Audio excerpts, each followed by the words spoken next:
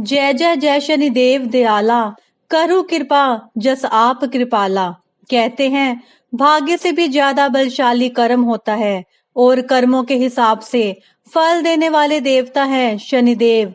शनिदेव को क्रूर ग्रह कहा जाता है, लेकिन क्या आप जानते हैं कि वो असल में न्यायप्रिय देवता हैं। अगर इंसान अच्छे कर्म करे तो शनिदेव उसे अपार सुख संपत्ति का आशीर्वाद देते हैं, और अगर बुरे कर्म करे तो उसे दंड भी देते हैं। यही कारण है कि शनिदेव को कर्म फलदाता कहा जाता है। प्राचीन काल में राजा हरिश्चंद्र से लेकर रावण तक हर किसी को शनिदेव के प्रभाव का अनुभव हुआ, लेकिन जिसने सच्चे मन से उनकी पूजा की, उनके चरणों में श्रद्धा रखी और अपने कर्मों को सुधारा, उसे शनिदेव ने अपार कृपा भी प्रदान की। शनिदेव का शनिवार व्रत उनकी विशेष कृपा पाने का सबसे प्रभावशाली उपाय माना जाता है। अगर आपके जीवन में अचानक मुसीबतें बढ़ गई हैं, कारोबार में हानि हो रही है, पारिवारिक कलह खत्म नहीं हो रही या मेहनत के बावजूद सफलता नहीं मिल रही, तो यह संकेत है कि शनिदेव की आप पर विशेष दृष्टि है। लेकिन घबराने की जरूरत नहीं, क्योंकि शनिवार व्रत और उनकी सच्चे मन से पूजा करने से सभी कष्ट दूर हो सकते हैं। तो आइए जानते हैं इस शुभ व्रत की पूजा विधि और महत्व, जिससे आप शनिदेव की कृपा प्राप्त कर सकते हैं। शनिवार व्रत पूजा विधि। प्रातःकाल जल्दी उठकर स्नान करें और शनिदेव की पूजा का संकल्प लें। व्रत का उद्देश्य मन ही मन दोहराएं। हे शनिदेव, मैं सच्चे मन से आपका व्रत रख रही हूँ या रख रहा हूँ, कृपया अपनी कृपा बनाए रखें। शनिदेव की प्रतिमा या चित्र के सामने दीप प्रज्वलित करें। शनिदेव को नीले पुष्प, तेल, काले तिल, उड़द और लोहे की वस्तु अर्पित करें। शनिदेव के मंत्र का जाप करें। ओम शन शनिश्चराय नमः। कम से कम इस मंत्र का 108 बार जाप करें। अगर समय हो तो शनि चालीसा का पाठ करें। शनिवार व्रत कथा का पाठ करें।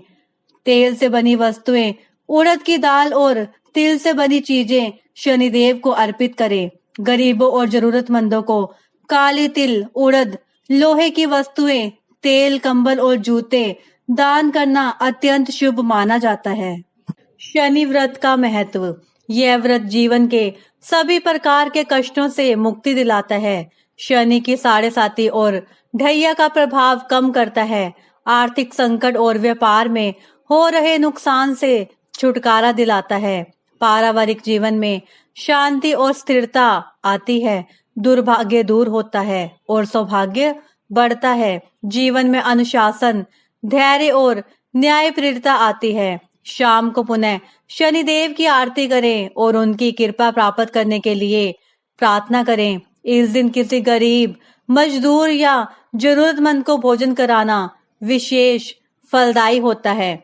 आइए अब सुनते हैं शनिवार व्रत कथा। जय शनिदेव। एक समय स्वर्ग लोक में सबसे बड़ा कौन के प्रश्न पर 9 ग्रहों में वाद विवाद हो गया। विवाद इतना बड़ा कि परस्पर भयंकर युद्ध की स्थिति बन गई। निर्णय के लिए सभी देवता देवराज इंद्र के पास पहुंचे और बोले, हे देवराज, आपको निर्णय करना होगा कि हम में से सबसे बड़ा कौन है।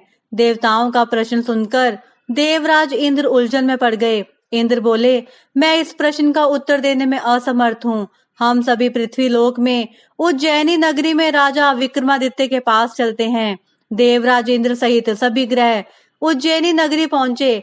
महल में पहुंचकर जब देवताओं ने उनसे अपना प्रश्न पूछा, तो राजा विक्रमादित्य भी कुछ देर के लिए परेशान हो उठे, क्योंकि सभी देवता अपनी अपनी शक्तियों के कारण महान थे।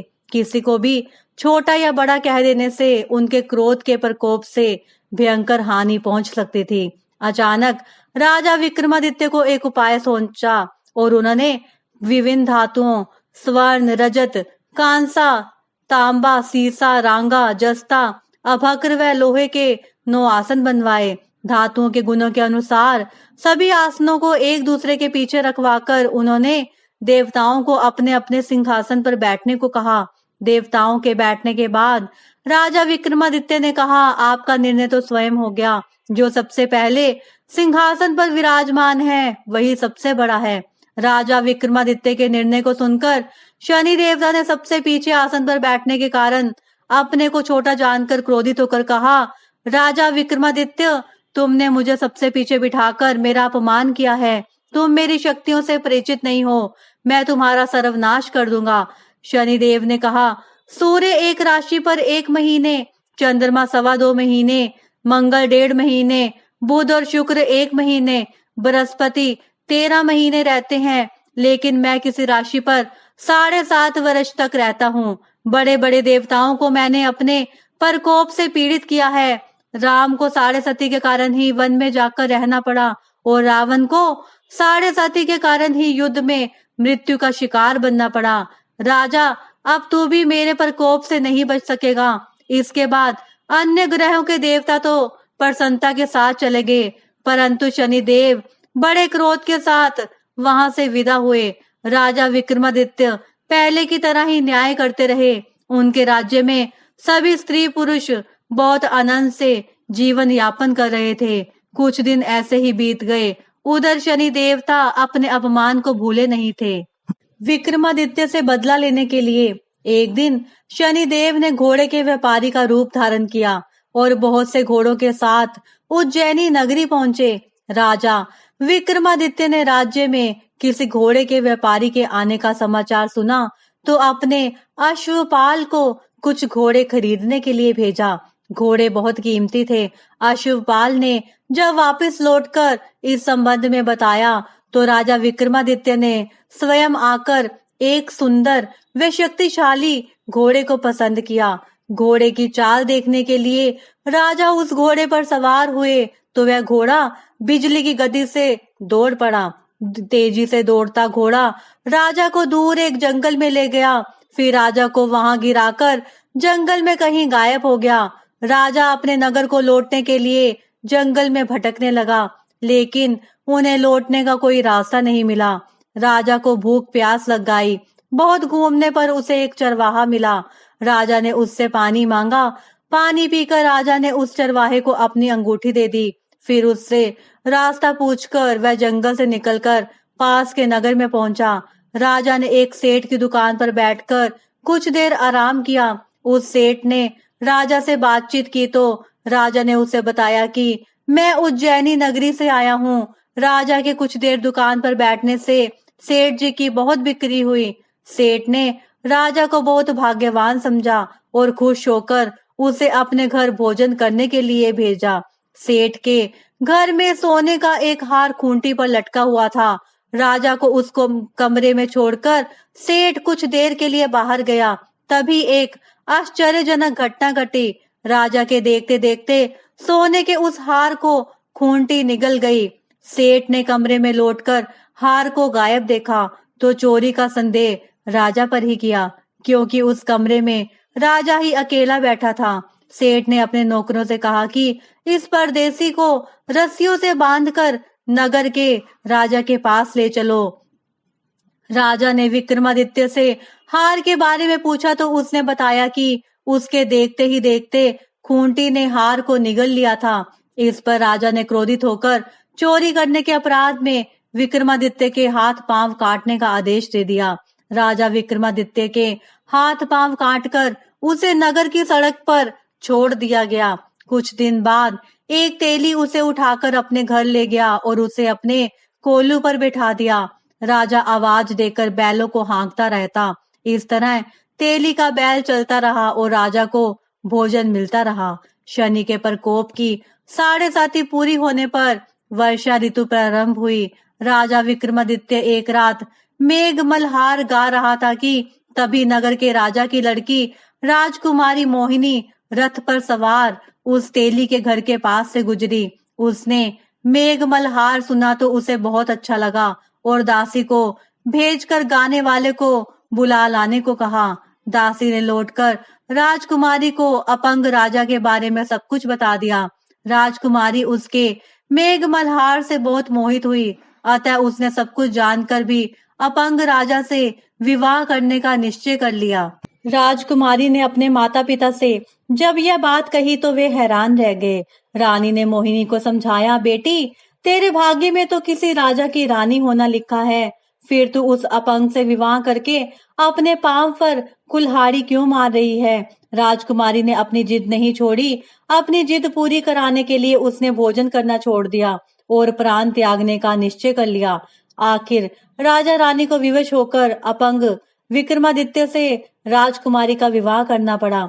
विवाह के बाद राजा विक्रमादित्य और राजकुमारी तेली के घर में रहने लगे।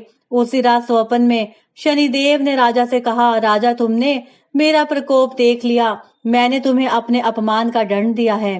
राजा ने शनिदेव से क्षमा करने को कहा और प्रार्थना की, हे शनिदेव, आपने जितना दुख मुझे दिया है अन्य किसी को न देना।